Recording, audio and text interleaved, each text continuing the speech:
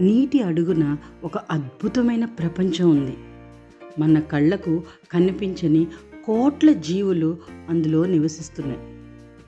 తరచుగా మనం చూసే చేపలను జలపుష్పాలు అంటారు.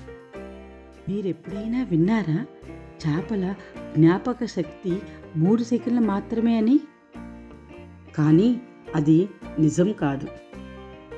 కొన్ని చేపలు నెలల పాటు విషయాలని గుర్తుపెట్టుకుంటాయి. ఆహారం దొరికే ప్రదేశాలను కూడా గుర్తుంచుకుంటాయి. శత్రువుల నుండి తప్పించుకోవడానికి జ్ఞాపక శక్తిని పూర్తిగా ఉపయోగిస్తాయి. ఇలా చేపలు గుంపుగా వెళ్ళడం గమనించారా? దీన్నే స్కూలింగ్ అంటారు. శత్రువు వస్తే అన్ని చేపలు ఒకేసారి దిశ మార్చుకుంటాయి. శత్రువు గందరగోళానికి గురి అయి ఎవరి మీద దాడి చేయకుండా ఉంటుంది. స్కూలింగ్ అంటే వాటి ప్రాణాలను కాపాడుకునే ఒక రక్షణ విధానం. ఈ చేప పేరు యాంగ్లర్ ఫిష్. ఈ చేప సముద్రంలో చాలా లోతైన ప్రాంతంలో జీవిస్తూ ఉంటుంది. దీని తలపై ఒక చిన్న లైట్ భాగంలా ఉంటుంది. దాని పేరే బయోలూమినిసెన్స్ అని అంటారు. అది స్వయంగా లైట్ ఉత్పత్తి చేస్తుంది. లైట్ను ఉపయోగించి చిన్న చేపలను ఆకర్షిస్తుంది.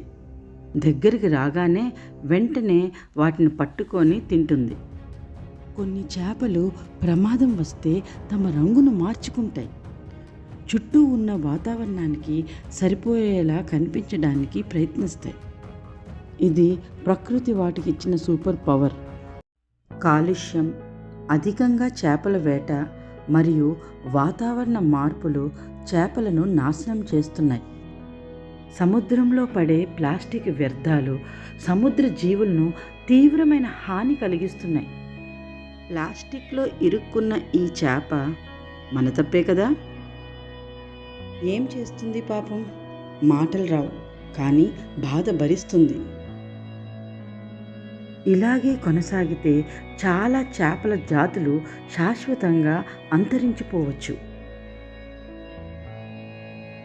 చిన్న చిన్న చర్యలు పాటించడం వల్ల మన సముద్ర జీవులను మనం రక్షించుకోగలం. సముద్రంలో ప్లాస్టిక్ మరియు చెత్త వేయకుండా ఉండాలి. పగడపు దిబ్బలు సముద్రపు పరిసర ప్రాంతాల్ని రక్షించుకోవాలి. కాలుష్యాన్ని తగ్గించి ప్రకృతిని కాపాడుకోవాలి. మనం కాపాడితేనే అవి బతుకుతాయి. అందుకే నీటిని కాపాడండి, జీవనాన్ని కాపాడండి. Save ocean, save lives. వాటి కోసం మనందరం నిలబడదాం.